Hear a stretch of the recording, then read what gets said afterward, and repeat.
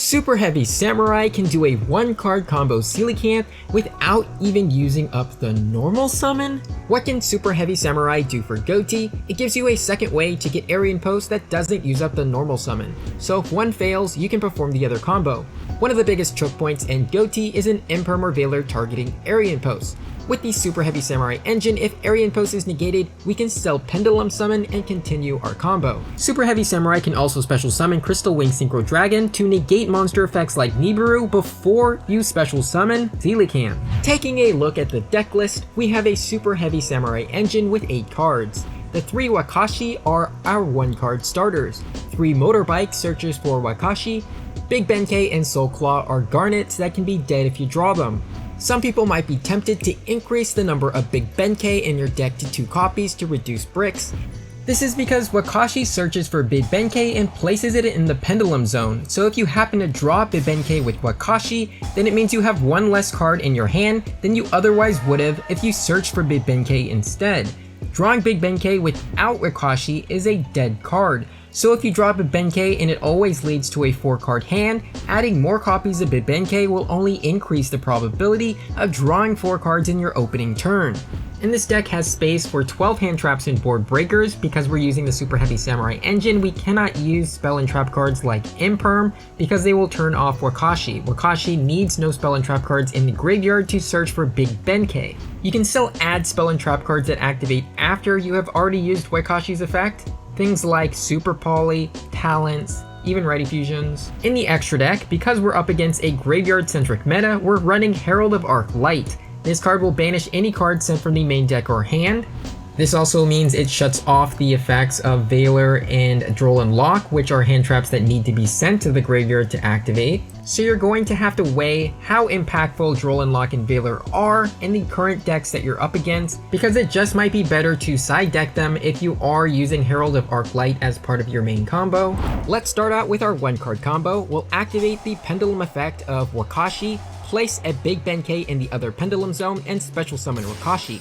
We'll activate Big Benkei's Pendulum effect to add a Soul Claw to the hand.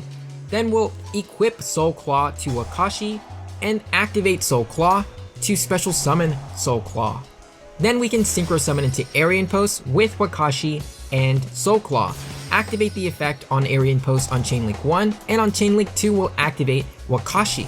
Wakaushi will place itself back in the Pendulum Zone if it's used for a Synchro Summon, and Aerian Post will banish Sykes from the deck. Sykes will banish a fish, I am so sorry Aerian Post, and then special summon Sykes. Sykes will then add a fish to the hand, we'll add Coelacanth, and then we'll have to banish another fish, and there goes our Sykes.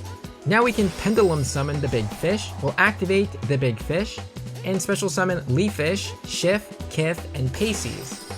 All 3 of our little Ghoti level 2 monsters. And we will use our Keith and Shift to Synchro Summon into Herald of Arc. Now using Herald of Arc's Floodgate, any card sent from the main deck or hand will be sent to the Banish Zone instead. We'll special summon White Aura Porpoise and special summon the Leafish from the graveyard. When Leafish is special summoned, we can send a fish from the main deck to the graveyard, but because of Herald, we're going to banish the Snopios instead. Snopios will banish the Paces from the graveyard and we'll add the Snopios to our hand. Now we can link summon using our Coelacanth and White Aura Porpoise into a SP Little Knight. Because we used a Synchro monster as link material, we can activate SP Little Knight to banish the Keith from the graveyard. We'll activate the Shift in the graveyard, banishing the Shift and targeting the Leafish. Assuming you have no other cards in your hand, we can end our 1-card combo here.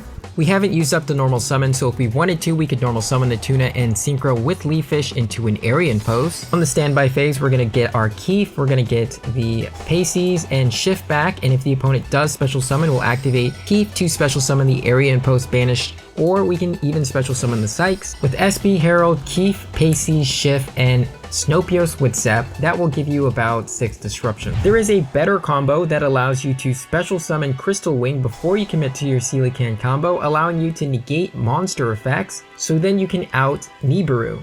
So the Wakaushi engine summons our Aerian Post then banish the Sykes, and Sykes banishes a fish from the hand instead, so we don't have to banish Aerian Post. And then Sykes adds Coelacanth to the hand, and Sykes will banish itself.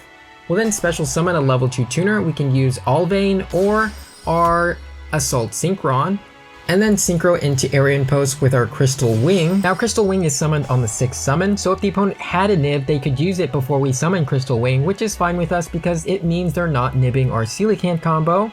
With the Arian Post search, we can add Leaf Fish to the hand, but if we already have Leaf Fish, we can add Zep instead. Now we can Pendulum Summon our Coelacanth. Coelacanth will then discard a card. We can discard the Zep, we don't really need it in our hand, but whatever. So then we're going to special summon Leaf Fish, Shift, and Keef from the deck. We haven't used up our normal summon yet, and Leaf Fish in the hand is going to be a very key component of our combo. And now we're going to go into our Herald of Arc using Keef and Shift. Now we can normal summon the Leaf Fish in the hand. The Leaf Fish will activate, sending our Snopios to the Banish Zone. And we'll activate the Snopios to banish Keef and add Snopios to the hand. In the graveyard, we'll banish the Shift.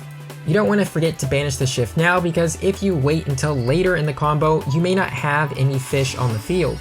Using the 2 level 4 fish, we will Exi summon into Bahamut Shark, detach 1 material to special summon Totally Awesome. Then using that Bahamut Shark and Coelacanth, we'll link into SP Little Knight. And because we use an extra deck monster as material, we can activate SP Little Knight if we need to. We don't really need to right now. We also have no fish on the field, so it will be too late to banish Shift if we waited too long to banish it. Now our board is looking pretty spicy. We have 2 Omni Negates, one of which is a Floodgate, and we have SP and Keef, which both banish when the opponent special summons. And then we have our Tuner, which will be able to synchro if our Keef gets an Arian Post from the Banish Zone onto the field. We have Zep and Snopios in the hand to access our Deep Beyond, and if we do banish the field, we'll be able to revive the Crystal Wing with the Assault Synchron in the graveyard, and Crystal Wing is a soft once per turn, so this gives us a total of 8 disruptions. This board is pretty crazy. So there are a few ways in which the Superheavy Samurai engine can play through disruptions. If your opponent uses an Ash Blossom on Big Benkei, then you'll still have your Wakaushi on the field, which is a level 4 tuner, so you're going to need to get a level 2 monster on the field. You can do that by normal summoning Keef or special summoning it from the deck with Beautiful Princess. And then you can synchro summon into Arian Post and start your combos. One of the biggest choke points in many Ghoti variants is an Imperm on Arian Post. There are very few ways to play around that Imperm, but in Superheavy Samurai, we can still Pendulum Summon. After the opponent has used an Imperm on Arian Post, we can place Wakaushi in the Pendulum Zone and then start a Pendulum Summon. If you have no fish to Pendulum Summon, then there's a good chance you'll have a level 2 tuner, either in Ulvane or in Assault Synchron to synchro into Crystal Wing, and then use Arian Post in the graveyard to add your Sykes Moonlight of the Ghoti to the hand, and then you can start your Pendulum Summon. So we're just going to pretend we only have Sykes in the hand. We'll special summon the Sykes, and on special summon we'll use Sykes to search the deck for a fish. We'll add one of our Ghoti tuners, and then banish the Ghoti tuner. If you had other cards in your hand, you can extend your combo. Like let's say we use Leaf Fish, and we use Leaf Fish to send a fish to the graveyard. If we send Shift to the graveyard, we can banish it, and that would give us Ascan and Deep Beyond on the opponent's turn. Let's say we have even more cards in our hand, like let's say Ready Fusion, then we can special summon a rare fish and extend our combo. We can Exi summon into a Bahamut Shark, special summon the Toad, and then link the Bahamut Shark in Sykes Moonlight into a SP Little Knight, and we can use SP Little Knight to banish the Sykes from the graveyard. When Sykes is banished from the graveyard, we can banish a fish and then special summon it. So we'll banish the Shift sent to the graveyard by Leaf Fish and then special summon the Sykes. So even if your Arian Post doesn't resolve, you're still going to be able to do some decent combos just through Pendulum Summoning whatever you have in your hand. So let's say you're as broke as me and you can't afford SP Little Knight. Well, you can still do a very similar combo. We're going to special summon Keef, Shift, and 2 Leaf Fish. Then we're going to synchro into our Herald of Arc Light using our Shift and Keef, just like in our last combo.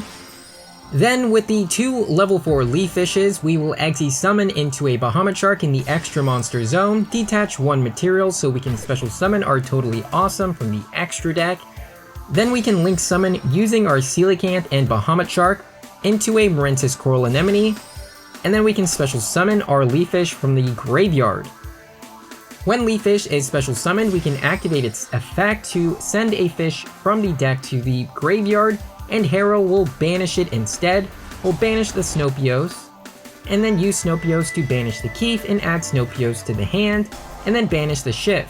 Now this combo doesn't use up the normal summon, so you can still extend into an Arian Post. The best card to do that is either Pacey's or Tuna to search for Pacey's, and then you can synchro into our Arian Post. This puts Pacey's in the graveyard, which is very important because on the opponent's turn, when we synchro with Shift and Arian Post, we can banish the Pacey's and then add Zep to the hand. This puts Pacey's in the banish zone, so when your opponent special summons, you can activate the effect of Keef to target your opponent's card and banish it with Keef, and then use Keef to special summon the banished Pacey's, and that will give you both tuners on the field. So this board has a total of 6 disruptions, with 2 Omni Negates, Keef to banish a monster, and Pacey, Shift, and Zep to synchro summon. Having Toad on the field also makes it so if your opponent does use a spell and trap card like Talents, you don't have to sacrifice your Herald and ruin your Floodgate, you can just use Toad instead.